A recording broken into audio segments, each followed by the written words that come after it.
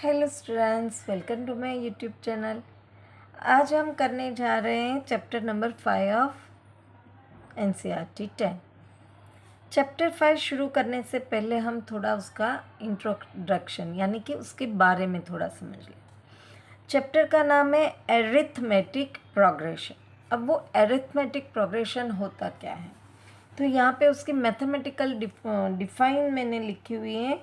N arithmetic progression is a list of number जैसे मैंने यहाँ पे लिखे हुए हैं कुछ number, in which each term is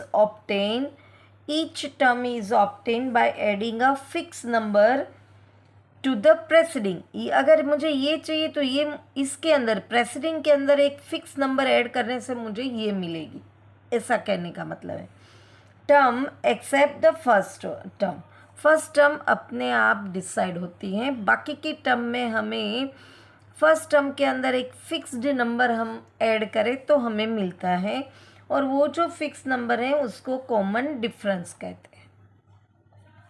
जैसे कि और हर एक नंबर को टर्म कहते हैं, जिसको हम ए से डिनोट करते हैं। फर्स्ट टर्म है उसको A1, सेकेंड को A2, A3 and so on कहते हैं। इसके अंदर हमें ये कॉमन डिफरेंस फिक्स मिलेगा। इसका मतलब है ये दोनों के बीच का डिफरेंस, ये दोनों के बीच का डिफरेंस, ये दोनों के बीच का डिफरेंस सब सेम होने चाहिए। अगर हम इसकी बात करें तो इसके अंदर हमें इसको स्मॉल d से हम रिप्रेजेंट करते हैं। कॉमन डिफरेंस कैसे मिलेगा, तो हम सेकेंड टर्म में से फर्स्ट टर्म को सब्ट्रैक्ट करेंगे तो हमें मिलेगा 4 - 2। मैंने यहाँ पे करके भी रखा है, तो ये 2 मिला। अब देखो फर्स्ट और सेकंड टर्म के बीच का डिफरेंस तो 2 है, पर साथ में हर एक टर्म के बीच का डिफरेंस ये फिक्स नंबर होना चाहिए। तो अगर हम 6 में से 4 करें तो भी 2 आता है, 8 में से 6 करें तो भी 2 आता है। अब ये जो कॉमन डिफरेंस हैं वो 3 टाइप्स के होते हैं। यहाँ पे ये पॉजिटिव आया, वो नेगेटिव भी हो सकता है, ज़ीरो भी हो सकता है। ये जो है वो टर्म का नाम है, और एन जो होता है वो नंबर ऑफ टर्म होती है, टोटल नंबर ऑफ टर्म। अभी आगे मैं जनरल फॉर्मूला आपको समझाऊंगी तो वो आसानी से समझ में आएगा।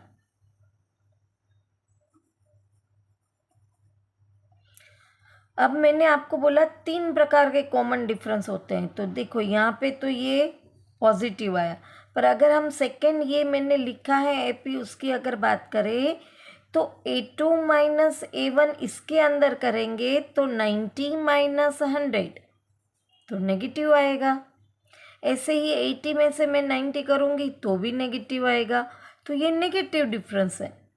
अगर हम इसकी बात करें, मैंने बोला कि वो पॉजिटिव, नेगेटिव और ज़ीरो भी हो सकता है, तो ये एक एपी है जिसमें A2 में से A1 में माइनस करूँगी तो ज़ीरो आएगा, A3 में से A2 माइनस करूँगी तो भी ज़ीरो आएगा, हर एक में ज़ीरो आएगा।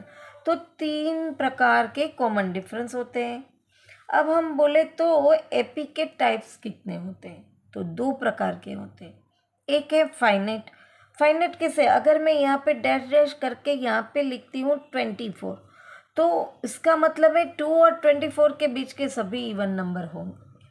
पर मैंने यहाँ पे डॉट डॉट कर लिया है, कोई एंड ही नहीं बताया, लास्ट टर्म ही नहीं बताई, तो वो इनफाइनाइट कहलाता है, जिसकी लास्ट टर्म डिफाइन नहीं होती है।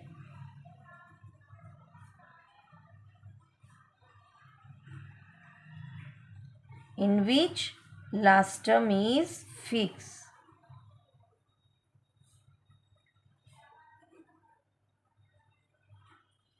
अगर अब हम जनरल फॉर्मूला AP की बात करें तो ये एक फॉर्मूला है, AN = A + N - 1D। D है कॉमन डिफरेंस जो हम आगे देख चुके हैं। N जो है मैंने यहीं पे बताया था, नंबर ऑफ टर्म। A जो होता है सिर्फ A लिखा है तो फर्स्ट टर्म बनेगी, और AN यानी कि नंबर ऑफ टर्म हमें ढूंढनी है।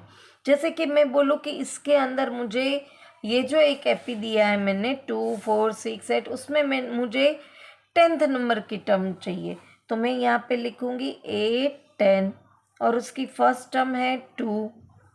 N क्या है, मुझे 10 चाहिए, 10th नंबर की टर्म, तो n-10 - 1 और कॉमन डिफरेंस इसका 2 है। अब मैं क्या करूँगी, 10 - 1 9, और इन सब के बीच में सॉरी यहाँ पे प्लस की साइन होती है, ये मल्टीप्लिकेशन का होता है। प्लस 9 2 ज़ा 18 + 2 20, तो 10th नंबर की टर्म की वैल्यू मुझे मिलेगी 20। आए समझ में? और उसके बाद हम आगे सम्स करेंगे, आपको समझ में आता जाएगा। सम ऑफ नंबर n टर्म यानी कि मुझे यहाँ पे मैंने 10th नंबर की टर्म ढूंढी थी, पर अगर मैं यहाँ पे S10 लिखूँ तो उसका मतलब होता है मुझे फर्स्ट से लेके 10th टर्म तक का सम यानी कि एडिशन चाहिए। उसके लिए यही है जो हमने जहाँ तक का हमें सम चाहिए वो n बनेगा, ये फर्स्ट टर्म बनेगी, ये कॉमन डिफरेंस, और यही n यहाँ पे आएगा। हम आगे सम करते जाएंगे तो आपको समझ में आता जाएगा। अगर sum of all terms of an AP when first and last term दी हुई है।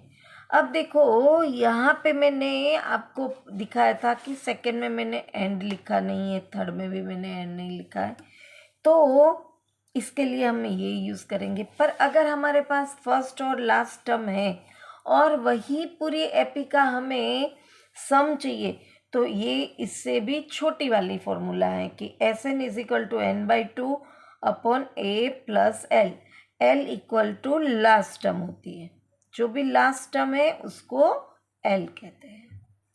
है ना आसान? ये चैप्टर बहुत ही आसान है। इस चैप्टर में इसका इंट्रोडक्शन फिनिश हुआ। नेक्स्ट चैप्टर में हम एक्सरसाइज करेंगे। Till then bye bye student.